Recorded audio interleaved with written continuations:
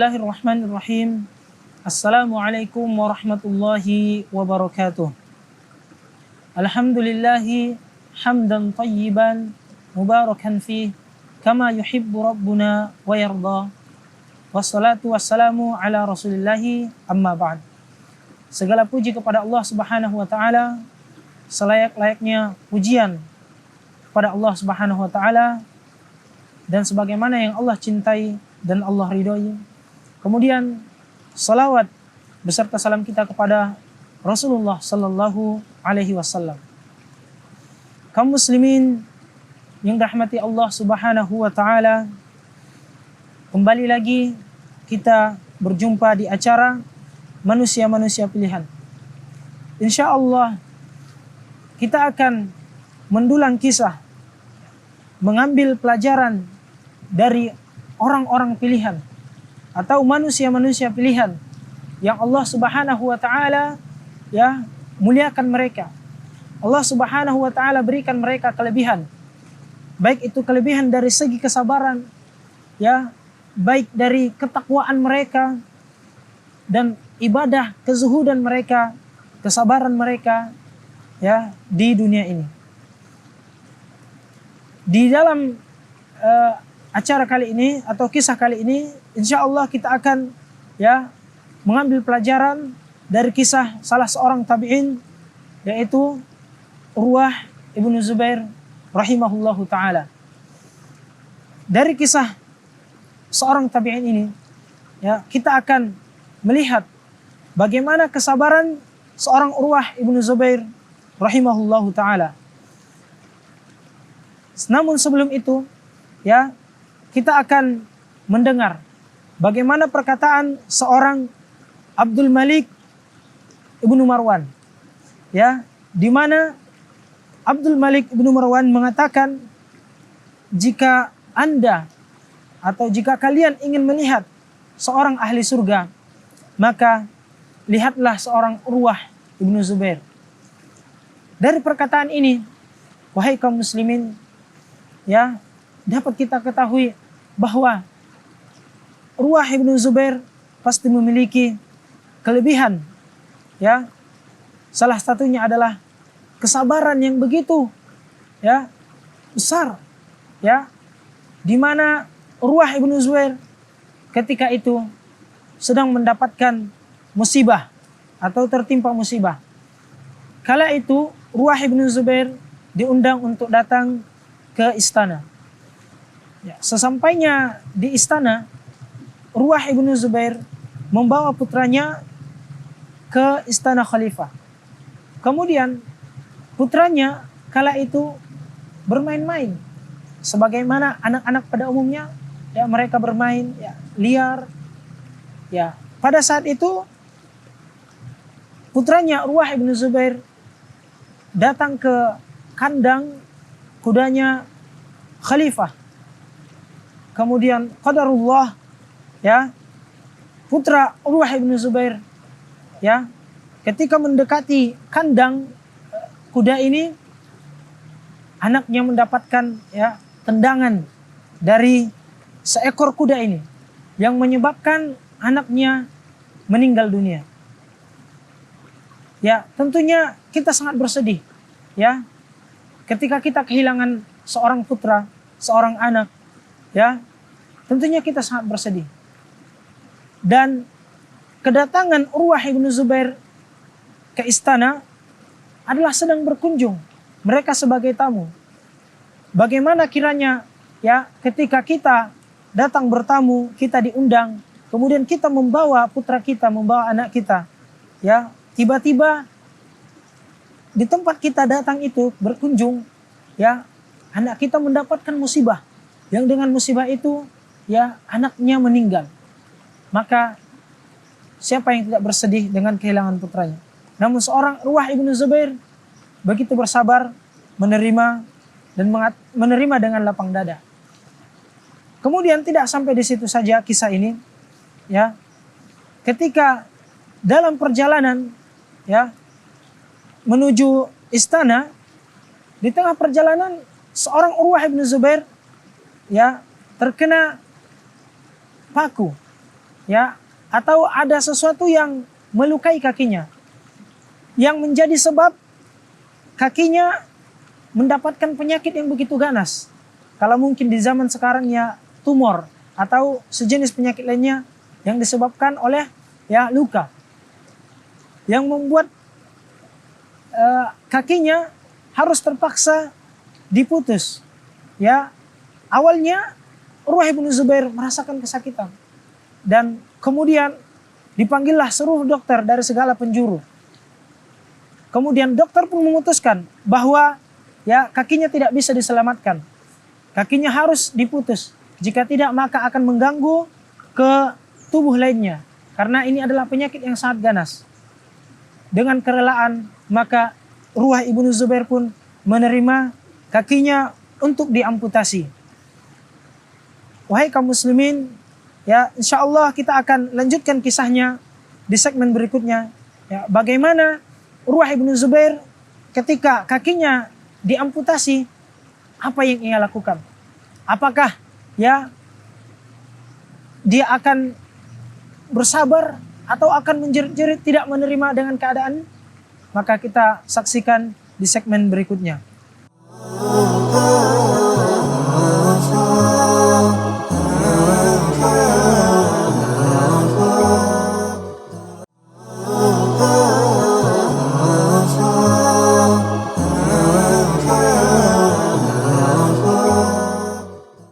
Baiklah kaum muslimin yang rahmati Allah Subhanahu wa taala, melanjutkan kisah Urwah ibnu Zubair ya, ketika kakinya diamputasi, apa yang beliau lakukan? Ya. Para dokter menyarankan Urwah ibnu Zubair agar meminum suatu minuman yang membuat dirinya tidak merasakan sakit ketika diamputasi. Namun apa yang dikatakan Urwah ibnu Zubair? Tidak. Aku tidak mau ya meminum sesuatu minuman yang membuatku tidak sadar diri. Kemudian dokter menyarankan untuk dibius saja. Urwah juga tidak menerima. Ya, beliau mengatakan, aku tidak mau ketika kakiku diamputasi, aku tidak merasakan sakitnya. Kemudian maka para dokter pun mulai ya mengamputasi kakinya. Para dokter datang dan menyediakan alat-alat untuk ya, mengamputasi, kemudian mengambil geragaji, ya. Namun sebelum dipotong kakinya, Khalifah mendatangkan orang-orang yang kuat, ya, untuk memegang tubuhnya, karena dikhawatirkan ketika kakinya dipotong, ya, sebagaimana jika kita merasakan sakit, tentu kita akan meronta-ronta. Maka Khalifah khawatir ketika kakinya dipotong, dia tidak sanggup dan akhirnya dia menarik kakinya, dan ini akan menambah ya sakit yang lebih parah lagi. Maka ya Khalifah mendatangkan orang-orang untuk memegangi tubuhnya. Namun Urwah bin Zubair mengatakan tidak perlu, ya, tidak perlu mendatangkan orang-orang untuk memegangi tubuh saya. Ya, kemudian kakinya pun mulai diamputasi. Dokter mulai menggeragaji kakinya. Namun ya apa yang terjadi? Urwah bin Zubair ya menahan rasa sakit yang ia rasakan. Bayangkan bagaimana pada saat itu. Pada saat itu ya tidak ada alat-alat canggih seperti zaman sekarang. Ya, yang ada adalah geragaji. Bayangkan ya ketika kaki diamputasi, digeragaji, tentu sangat menyakitkan sekali. Namun ia mampu menahankan rasa sakit itu, bersabar dari rasa sakit itu karena mengharapkan ridha Allah Subhanahu wa taala, dan dengan zikir Allah dengan berzikir kepada Allah Subhanahu wa taala, ia mampu ya menahan rasa sakit itu. Dia hanya berzikir Allahu akbar, la ilaha illallah, Allahu akbar, la ilaha illallah, Allahu akbar. Inilah zikir ya yang disebutkannya, dilapaskannya ketika kakinya sedang diamputasi. Maka ketika kakinya telah selesai diamputasi, ya, didatangkanlah minyak yang begitu panas, ya, karena untuk menghentikan darah. Karena amputasi yang dilakukan tanpa obat sama sekali. Memang murni ya dipotong kakinya. Bayangkan kaum muslimin, seandainya hal ini ada pada kita, tentu mungkin kita tidak akan bersabar. Namun lihat bagaimana kesabaran seorang Urwah ibnu Zubair. Kemudian ya setelah selesai diamputasi, kemudian kakinya sudah dipanaskan sehingga tidak mengeluarkan darah lagi. Khalifah sangat bersedih melihat keadaan seorang Urwah ibnu Zubair, tamu yang agung, tamu yang mulia, yang sengaja diundang datang ke istana untuk menjamu mereka. Namun qadarullah wa ma syaa fa'ala. Allah mentakdirkan, nah Allah ya mencoba ya seorang Urwah ibnu Zubair, dan ia bersabar akan hal itu. Ya, namanya manusia pasti akan bersedih ya ketika seorang putranya meninggal ya, kemudian di dalam perjalanan itu dia menjadi seorang tamu, dan sebagai tamu dia juga mendapatkan musibah ketika itu kakinya sedang diamputasi ya.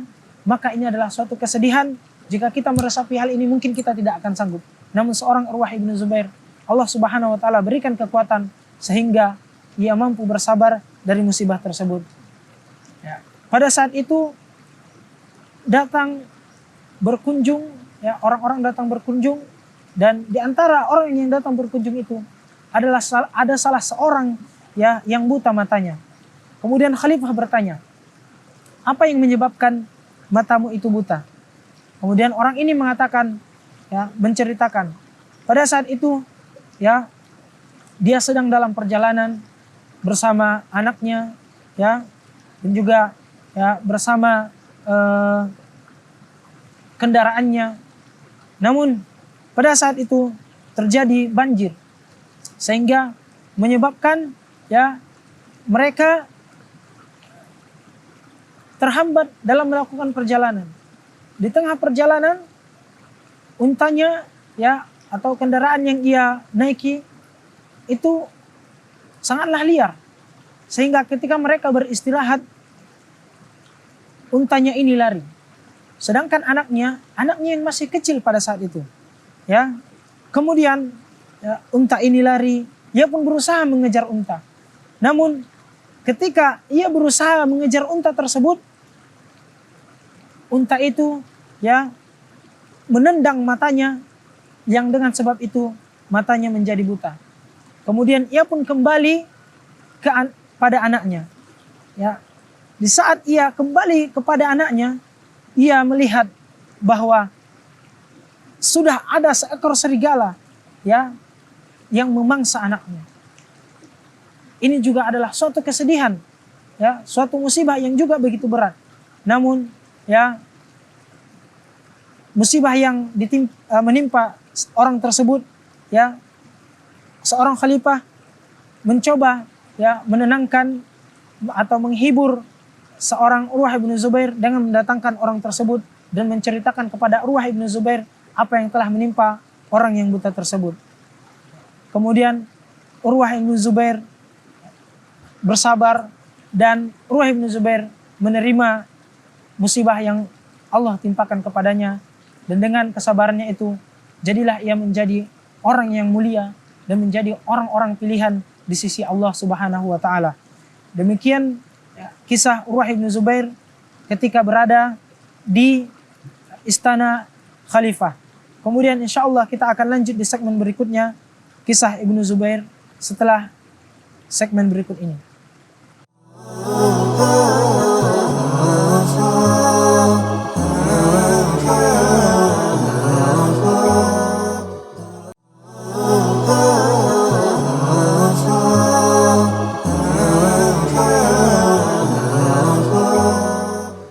Kaum muslimin rahmati Allah Subhanahu wa taala, kita lanjutkan kisah Urwah ibnu Zubair ketika ya beliau pulang dari istana khalifah. Kemudian Urwah ibnu Zubair dibawa ke Madinah dan orang-orang pun menyambutnya. Namun apa yang beliau katakan ketika orang-orang menyambutnya? Ia mengatakan, janganlah kalian ya melihat saya dengan rasa terheran-heran, ya, ngeri melihat saya gitu. Kemudian juga dengan bersedih, ya. Apa yang dia katakan ini adalah bentuk kesabaran, ya. Ia menyabarkan orang terlebih dahulu, yang seharusnya orang yang datang inilah yang memberikan, ya, kata-kata, ya, belasungkawa kepadanya. Namun ia mengatakan, jangan kalian bersedih dengan keadaan saya. Kemudian, jikalau pun kalian bersedih, ketahuilah bahwa Allah Subhanahu wa Ta'ala telah mengaruniakanku 4 anak. Allah Subhanahu wa Ta'ala mengambil 1 dari 4 anak-anakku.